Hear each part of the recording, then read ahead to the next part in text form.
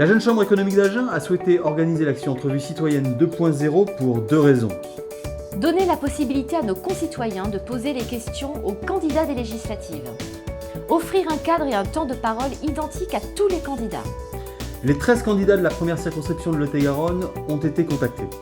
Merci à ceux qui ont saisi l'opportunité de s'exprimer pour permettre une campagne plus claire aux yeux de nos concitoyens. Nous vous souhaitons de bonnes entrevues citoyennes.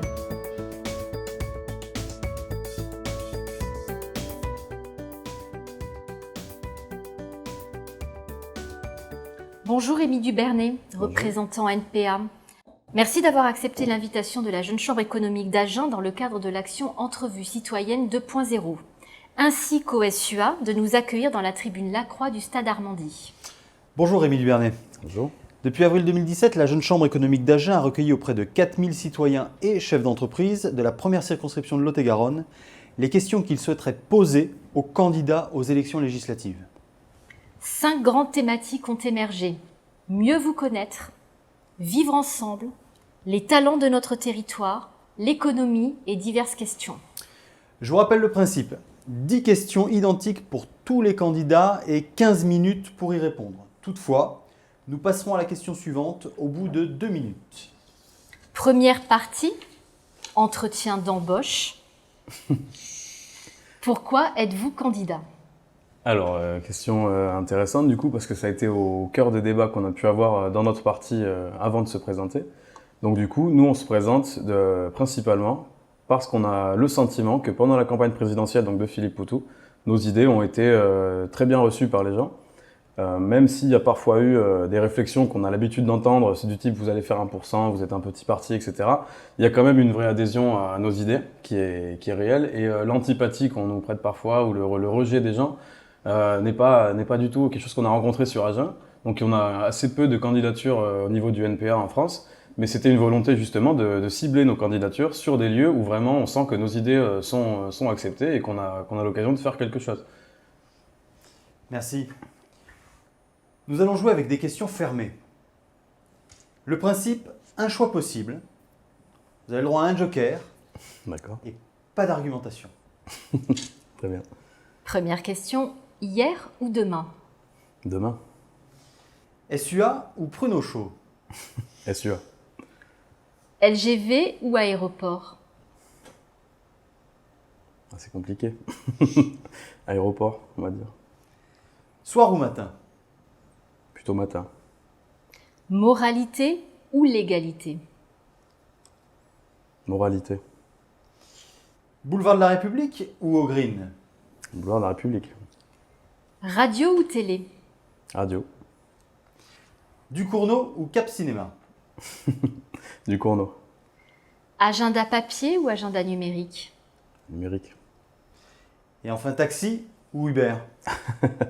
Taxi sans aucune hésitation. Deuxième partie, vivre ensemble. Les sondages présentés lors de l'élection présidentielle ont révélé la sécurité comme principal sujet de préoccupation des Français. Cette semaine, un réseau de terroristes a été démantelé dans notre département. Comment pensez-vous pouvoir accompagner l'action du gouvernement et les élus locaux dans cette nouvelle menace à laquelle nous devons faire face ? Oui, donc pour revenir un peu sur ce qui s'est passé, donc on a l'exemple très récent même de tout à l'heure même à Paris où un policier s'est fait agresser, on a les attentats d'Angleterre qui est en ce moment. Nous déjà pour commencer là-dessus sur ce sujet, notre constat il est clair, c'est que si ces attaques ont lieu sur notre territoire, c'est parce que c'est nos armées et que c'est nos politiques qui ont mené à la misère et à la désolation dans d'autres pays qui ont connu la même situation, en bien pire qu'on connaît aujourd'hui, sur leur sol. C'est-à-dire que nous, on ne peut pas se permettre d'arriver et de pleurer en disant que on est les cibles parce qu'on a un certain mode de vie, parce que nous, on est libre, parce que nous, on a l'égalité, parce que nous, on est catholique, sauf que bon, je ne le suis pas, vous vous en douteriez. Mais non, nous, on rejette ces arguments-là. On pense que si on est attaqué, c'est parce que nos gouvernements que nous-mêmes avons élus et que nous avons du coup soutenus implicitement sans se révolter contre, ont mené ces politiques d'impérialisme et d'interventionnisme dans ces pays-là. Donc d'essayer de se réfugier derrière son drapeau et derrière ses grandes idées, Il y a des gens qui sont humanistes aussi dans les pays qui sont ciblés, en Syrie, je pense par exemple. Il y a des gens qui sont libres, des gens qui sont intelligents, des gens qui sont cultivés. Et cette argumentation-là, on la rejette en bloc. Donc ensuite, du coup, pour en revenir à la question, pour en revenir au fait d'accompagner le gouvernement dans son action contre le terrorisme, nous on pense que le gouvernement il part dans le mauvais sens complètement sur cette action, pardon. C'est-à-dire qu'on ne va pas, selon nous, régler le problème en réarmant plus les policiers et en mettant plus de policiers partout. C'est un exemple très funeste, comme a pu le dire Philippe Poutou qui a été interviewé ce jour-là. Ces attaques-là, elles existent, et bien sûr, nous ne sommes pas pour la mort des policiers, c'est clair que non, mais cette politique-là, elle est complètement stérile. Merci. Question numéro 4. Selon le Conseil national de l'Ordre des médecins, notre département compterait 108 médecins généralistes pour 100 000 habitants. Plus mal loti des néo-aquitains, notre département accuserait une chute de 20% des médecins généralistes, quand la France, elle, fait face à une baisse de 8,4%. Les enjeux du vieillissement de notre population, mais aussi les opportunités que génère cette silver economy font partie des enjeux de demain. Comment accompagnerez-vous les concitoyens de notre circonscription à la fois dans ce constat de désertion médicale et comment pensez-vous pouvoir saisir l'occasion que nous avons de développer cette nouvelle forme d'économie ? Alors du coup, sur ce sujet-là, sur les déserts médicaux, puisque c'est ce que vous amenez ici, nous, on a le constat que les choses sont quand même très centralisées sur Paris aussi. Là, c'est pour parler du coup du programme plus local. On a des politiques locales qui vont à l'encontre de ce qu'il faudrait faire pour la santé. C'est-à-dire qu'on va aujourd'hui vers une privatisation de la santé. C'est-à-dire que ces médecins-là, le peu de médecins qu'on a et le peu d'infirmières à domicile, sont du coup les seuls garants de la santé et sont complètement débordés. Les médecins aujourd'hui sont vraiment dans une situation qui est critique. C'est en partie dû, pour nous, au fait qu'on détruit l'hôpital public aujourd'hui. L'hôpital public, c'est-à-dire qu'on ferme des lits quotidiennement, on détruit des postes avec les nombreuses lois qu'il y a eu sous Hollande et sur les politiques qu'on a pu avoir avant, et il n'y a rien de bien qui s'annonce avec les réformes que Macron compte engager aussi. Donc nous, dans notre programme, il est inscrit que nous, on souhaite créer 1 million d'emplois dans la fonction publique, donc y compris dans les hôpitaux, et cet argent-là, il existe pour payer ses salaires, et il existe dans les revenus qu'il y a dans le CAC 40, dans les grands patronats. Et cet argent-là, qui devrait revenir justement dans le local et être réparti entre tous, il est centralisé dans des pôles économiques qui ne sont pas ensuite répartis dans l'hôpital public, qui devrait lui assumer le rôle de la santé et ne pas laisser tout le poids de la santé sur les simples médecins. Merci. Nous allons faire un point de timing. Alors, point de timing, il vous reste 6 questions, 10 minutes 26 pour y répondre. C'est parfait. Tout va bien. Vous êtes dans le bon trend. Donc, troisième partie, les talents de notre territoire. De nombreux jeunes quittent le territoire pour accéder à une offre de formation supérieure plus large. Dans le même temps, nos entreprises cherchent à recruter des talents. Quelles actions mettre en place pour garder les jeunes sur notre territoire et où faire revenir les talents dans notre département ? Alors du coup, sur cette problématique-là, on a le problème en Lot-et-Garonne ou en Agen, on va dire, qui n'est pas forcément un problème, qui peut aussi être un avantage, mais qui est un fait, c'est qu'on est entre Bordeaux et Toulouse. Donc cette chose-là, ça conduit forcément avec les politiques qui sont menées au niveau de l'Agence régionale de santé, par exemple, pour prendre un exemple comme ça, de décentraliser et de considérer que le Lot-et-Garonne est quelque chose de rural et d'assez précaire, donc on s'en occupe pas forcément. Donc nous, à Agen, les offres qu'on a en termes d'enseignement et ensuite de reconversion, c'est en grande majorité, c'est des écoles privées. C'est des écoles privées donc, qui ont un coût. Et ce coût-là, moi, du coup, en tant qu'étudiant travailleur, je peux vous affirmer que si j'étais seul, je ne pourrais pas financer ces études-là de mon côté. Donc je serais incapable de rester à Agen et je serais obligé de partir à Bordeaux ou à Toulouse. Donc ensuite, sur l'université à laquelle je suis, donc l'antenne de l'université de Bordeaux, on a la 3e année de ma formation qui n'est pas assurée. Donc sur ce côté-là, ça veut dire que ça va m'obliger du coup l'an prochain, je vais partir à Bordeaux. Et comme beaucoup de mes camarades de cette classe, on va du coup se spécialiser en 3e année à Bordeaux et être obligé ensuite d'entrer dans le monde du travail dans la foulée et on sera déjà sorti de la région. Donc cette problématique-là, elle sort les jeunes de chez nous. Donc ce qu'on demande nous sur ce sujet-là, c'est de faire une refonte de l'université. C'est-à-dire qu'au niveau de l'enseignement supérieur, on voit des universités qui sont déjà privatisées quasiment comme l'université à Toulouse, qui s'appelait Mirail, qui s'appelle Jean Jaurès, sûrement parce que ça fait mieux pour attirer les étudiants, ça fait moins peur on va dire. Du coup, nous on demande qu'il y ait vraiment des moyens qui soient donnés aux universités et surtout on prenne le pouvoir et qu'on garde les universités dans le public sous le giron du coup de leurs étudiants et non pas des groupes privés qui s'y investissent dedans.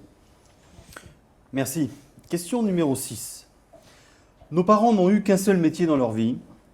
Nous en aurons 4 ou 5. Nos enfants auront probablement 15 ou 20 métiers. La formation continue va donc prendre une place fondamentale dans les années à venir.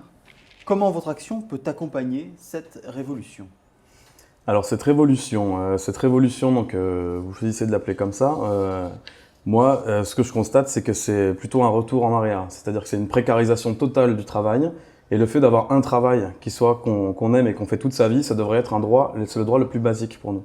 C'est-à-dire qu'on a le droit d'avoir un CDI, le contrat précaire n'a pas à exister, et on doit avoir un salaire égal, et on ne va pas avoir besoin de faire je ne sais combien de métiers pour pouvoir continuer là-dedans. Ça, c'est un des problèmes qu'il y a dans l'ubérisation, justement, qui est cher à notre président Macron, qui est quelque chose qui est vraiment dramatique. Aujourd'hui, on voit les conséquences que ça peut avoir sur la vie de certains travailleurs, chez Uber par exemple, vu que c'est l'exemple primaire, mais également chez Deliveroo, qui se sont mis en grève également, c'est les livreurs à vélo qui ont des conditions de travail absolument horribles.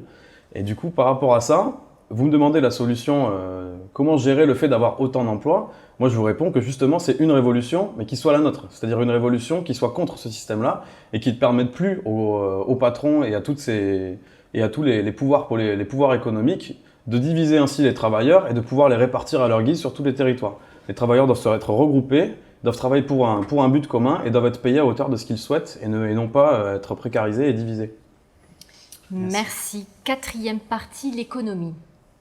Quelle serait la priorité de votre mandat en termes de développement d'infrastructures pour assurer la meilleure dynamique économique pour notre circonscription ? Alors donc du coup sur ce sujet-là, ma première mesure, on dirait, donc moi si je suis élu, donc ce serait au poste de député. Donc après l'infrastructure, ma démarche, ce serait du coup un projet de loi peut-être. En parlant d'infrastructures, les infrastructures, on en a beaucoup qui existent déjà, sauf qu'elles sont de moins en moins remplies. C'est-à-dire qu'on a des postes, on a des hôpitaux, on a des postes de police aussi, on a tout ce qu'il faut, sauf qu'on le vide au fur et à mesure et en diversifiant tout ce qui se fait à l'intérieur. On est en train de détruire le service public et les infrastructures qu'on a déjà. Donc ça, c'est quelque chose qui est voulu pour nous. Ce n'est pas une fatalité. C'est pas que les gens ne vont plus à la poste ou les gens ne font plus ça. C'est faux, c'est entièrement faux. Les gens utilisent encore ces services-là. Et de vouloir les créer comme ça et les transformer en entreprises privées en les mettant par exemple en concurrence. On a l'exemple d'EDF, de EDF-GDF, qui ont été mis en concurrence et qui ont été ensuite divisés en Enedis, Engie, tout ça, enfin avec le compteur Linky. Enfin vous voyez, on a toutes ces dizaines de sigles là qui veulent rien dire finalement et qui sont finalement que des entreprises privées concurrentielles entre elles. Donc ça, pour nous, c'est vraiment quelque chose qui est tout à fait néfaste. Donc les infrastructures, au lieu peut-être d'en inventer des nouvelles et d'essayer de s'adapter, justement, les renforcer et les rendre adaptés à ce dont nous on a besoin et pas ce dont le patronat et les CAC 40 ont besoin, à savoir la concurrence entre ces services. Merci. Question numéro 8. Un chef d'entreprise vient d'investir plus d'1 million d'euros dans un projet de commerce avec des emplois à la clé. Sur 100 candidats dont le CV correspondait à la fiche de poste, 30 se sont présentés, 8 ont été retenus et un seul a accepté l'offre d'emploi. Comment pouvez-vous rassurer ce chef d'entreprise et les futurs investisseurs ? Alors rassurer les chefs d'entreprise, ça va. Venant de moi, je ne sais pas s'ils vont être rassurés de ce que je vais leur dire, mais on va dire que donc sur l'exemple que vous me donnez, c'est un exemple du coup qui est assez, on va dire pour vous symptomatique du coup d'une situation actuelle. Donc cette situation, elle est celle des travailleurs, que les travailleurs ont en face aujourd'hui. Moi, pour moi, si vous voulez, pour rassurer le patron, moi je pourrais lui dire, vous avez 100 millions d'euros déjà. Donc il n'y a pas trop manière à être inquiet, il n'y a pas forcément de raison d'être inquiet de ce point de vue-là. Il y a par contre des emplois à la clé qui sont à pourvoir, et du coup ces emplois-là, peut-être rendez-les plus attractifs, pas vous-même, parce que forcément, on ne peut pas forcément. Hein. Un patron, nous on parle de grand patronat, notre cible c'est pas les PME, c'est pas les patrons qui ont 3-4 employés dans leurs entreprises. Les cibles c'est les grands emplois, c'est le grand patronat. Et ces emplois-là, souvent qui sont à pourvoir là-dedans, sont des postes très précaires, que ce soit en intérim ou en CDD. C'est des postes qui sont payés parfois en dessous du seuil de pauvreté. Le SMIC, pour nous, il est trop bas aujourd'hui. Donc ces emplois-là, s'il y a peu de gens qui répondent à l'annonce, eh bien écoutez, prenez ensemble la décision de donner des emplois qui soient valables aux gens et les gens viendront, nul doute qu'ils viendront forcément postuler pour ces emplois-là. Merci. Merci. 5e et dernière partie, questions diverses. Suite aux différentes affaires politico-judiciaires, une loi sur la moralisation de la vie politique est en cours de préparation. Nous ne connaissons pas le contenu exact de cette loi, mais quelles seraient vos propositions d'amendement pour que ce texte soit parfait? Très grosse question. 1 minute 30, là, je ne sais pas si ça va suffire. Non, alors du coup, pour que ce texte soit parfait, déjà, il n'aurait pas à être présenté par ces gens-là, clairement. Ça, c'est une chose. Pour qu'un texte sur la moralisation de la vie politique soit parfait, il faudrait qu'il soit présenté par des travailleurs et par des gens, par des gens qui subissent les exactions des politiciens et que ce soit eux qui décident des règles à leur imposer. Parce que de voir M. Bayrou aujourd'hui, bon, qui est là depuis, on ne sait même plus depuis combien de temps il est là, il s'est présenté aux élections présidentielles un grand nombre de fois. Là, on voit bien son opportunisme, hein. Là, il a enfin réussi son coup d'entrer au gouvernement, donc bravo à lui, mais nous, ça nous impressionne pas, la poudre aux yeux, ça marche pas. Donc nous, ce qu'on voudrait, ce qu'on a à leur répondre, c'est déjà, moralisez-vous, mais la question, c'est pas d'écrire un texte, c'est de partir. Parce que ces gens-là, ils sont immoraux, ils ont des politiques dégueulasses. On entend ce qu'ils disent aujourd'hui. Je ne sais pas si vous avez entendu la phrase d'Emmanuel Macron sur le quoi ça, ne pêche peu, il amène du comorien. On dirait qu'il parle de bétail. Cet homme parle de bétail en parlant d'être humain. Donc on parlait de moralisation. Pour moi, une personne qui tient des propos pareils, qu'il soit payé 3 000 ou 2 000, qu'il ait le droit d'employer sa fille ou pas, ça n'a aucun rapport. Ces gens-là n'ont rien à faire à la tête du pays. Ce sont des gens qui sont complètement en dehors des réalités. Et leur moralisation, elle est toute relative. Et pour moi, elle n'amènera rien. Voilà. Merci. Question numéro 10. Soyons sport, le lieu s'y prête. Si vous n'étiez pas candidat, pour lequel de vos 12 concurrents en lice voteriez-vous et pourquoi? Alors, je sais que je voterai pour mon camarade de lutte ouvrière, voilà, qui se présente également sur Agen, parce que c'est le plus proche de nous et c'est le seul qui soit aussi à l'extrême gauche, pour nous clairement. Je ne voterai pas France Insoumise, c'est un parti qui décide de remplacer le PS, donc qui a décidé de prendre la place du PS. Donc si vous regardez dans le Larousse, la définition de remplacer, c'est occuper la même fonction. Donc occuper la fonction d'opposition complètement molle et de mener les politiques qu'on a vues au gouvernement. Donc occuper la fonction de traître aux travailleurs, parce qu'à chaque fois que les travailleurs ont élu des gens du PS, ils ont été trahis par la suite. Donc moi, je ne voterai pas pour France Insoumise. Vous douterez bien que je n'irai pas voter, je n'irai pas plus à droite sur le spectre. C'est pas forcément en lien avec ce qu'on parle, de ce dont on parle ici. Mais voilà, je voterai pour Lutte ouvrière parce que j'étais à leur fête à Paris ce week-end et voilà, c'est des camarades et je suis du coup communiste révolutionnaire au même titre qu'eux, même si on a quelques divergences sur la manière dans laquelle la porter. Merci. Merci. Il vous reste exactement 3 minutes pour conclure. Souhaitez-vous dire quelques mots? Ce que je pourrais ajouter, c'est du coup pour revenir au tout début, on parlait du coup du fait de la pertinence de voter pour le NPA ou pas. Nous, on pense qu'aujourd'hui, avec la situation que Macron nous promet, c'est-à-dire les offensives contre les droits des travailleurs, avec les ordonnances qui vont être passées du coup entre juin et septembre, donc nous on appelle ça de la lâcheté premièrement, et deuxièmement c'est une attaque en règle, parce que c'est une attaque qui va détruire le code du travail, qui est la seule chose à laquelle les salariés ont encore droit aujourd'hui. Le code du travail il a déjà en grande partie été démoli sous François Hollande et El Khomri également, mais sur toutes les politiques qu'il y avait avant. Et après, peut-être que je pourrais rajouter, c'est que sur nos mesures, des fois, ça peut choquer. On parle d'interdiction des licenciements. C'est quelque chose que les gens ont du mal à comprendre. Juste du coup, je voudrais rappeler un petit fait qui est un peu passé sous les radars. C'est que les licenciements n'existaient pas sans autorisation préalable de l'État jusqu'en 1990 en France. C'est-à-dire que si, sans autorisation, ça veut dire pour nous interdiction. Donc les licenciements, ils ont été interdits sous De Gaulle, sous Giscard, sous Pompidou. Voilà. Pendant ces temps-là, on n'avait pas le droit de licencier. Il y avait des profits, il y avait des travailleurs, il y avait des entreprises. La France n'a pas été à feu et à sang et personne n'en est mort. Donc si ça a été fait avant par ces gens-là, dont l'action, nous, on considère qu'elle a été mauvaise, si cette action-là, on la mène par les travailleurs et avec les travailleurs, pour nous, ça ne peut être qu'être bénéfique. Voilà. Après, du coup, pour conclure, je voudrais dire du coup que voter NPA le 11 juin, c'est voter pour des travailleurs, voter pour des gens qui sont en lutte et voter pour les gens qui défendront leurs intérêts dans la rue, parce que pour nous, on n'est pas électoraliste. Mon score sera ce qu'il sera, j'en serai fier dans tous les cas. Mais là où il faudra me voir, ce sera ensuite en juin, juillet, dans la rue avec mes amis. Et c'est là que la vraie lutte commence et c'est là que les vraies choses commencent. Merci Rémi Dubernet d'avoir joué le jeu. Je vous en prie. Sélection. Merci Nicolas.